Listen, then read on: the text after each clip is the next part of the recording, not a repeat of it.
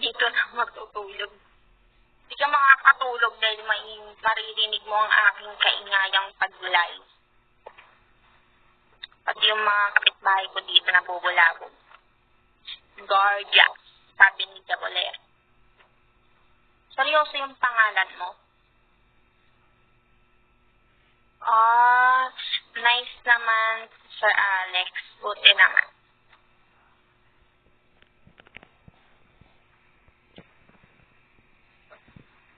Takot ako sa mata mo. Matakot ka lang. Mumultuin kita mamaya. Just,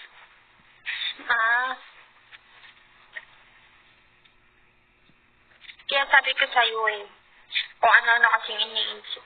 Magbabakasyon ka lang. Saan? Sa may Davao. Magpuli ka sa Davao. Then,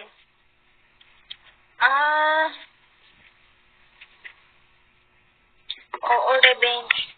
Baka kasi nanonood ka ng kung ano-ano kaya ka natatakot sa aking eyes. Sila nga nagaganda ka, tapos ikaw natatakot.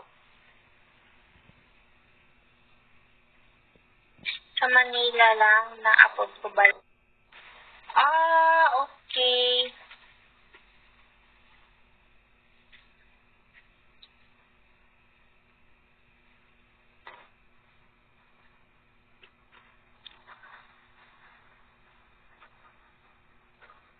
Nakikiripihan siya. Matulog ka na, revenge, para hindi ka makripyo.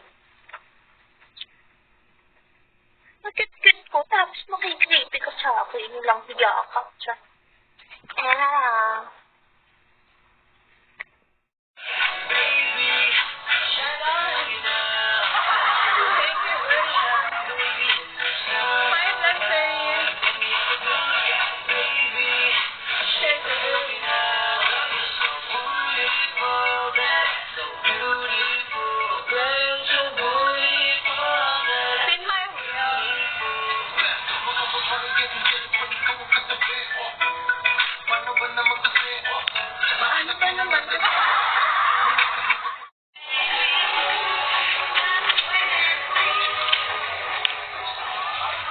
Hola, ¿cómo estás?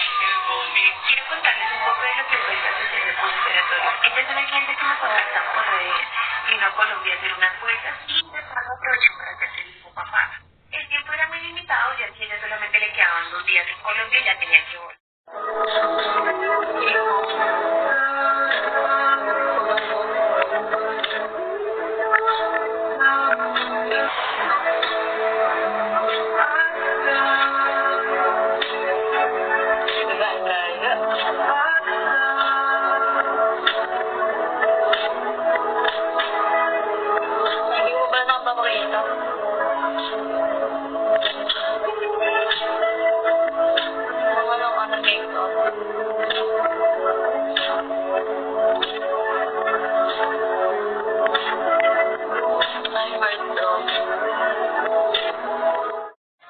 Diri kayo?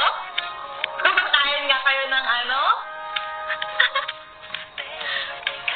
Diring-diri kayo? Kasi kaya ako diring-diri. Kasi hindi ako kumakain. Never ako kumain ng down there. Never ako kumain. I swear, mamatay lahat ng pusa ko! Mamatay si Sky. Hindi pa kasi ako nakakain. Kahit diring-diri ako. Kayong mga lalaki, ba't kayo nandidiri? Kayo. Sino ang diring-diri? Press 1. Nakunain ni Kuya ang tamod niya. Dali. Nyami. Ew. Dali, press 1, press 1. Pen. Ba't ka diring-diri? Kumakain ka naman ng kipi. Sino pa to? Si Vian. Dugyot. Mr. Pogi. Huwag kayong mandiri sa tamod nyo. Kasi kumakain naman kayo ng kipi. Ako, hindi ako kumakain ng kipi. Hindi rin ako kumakain ng burat.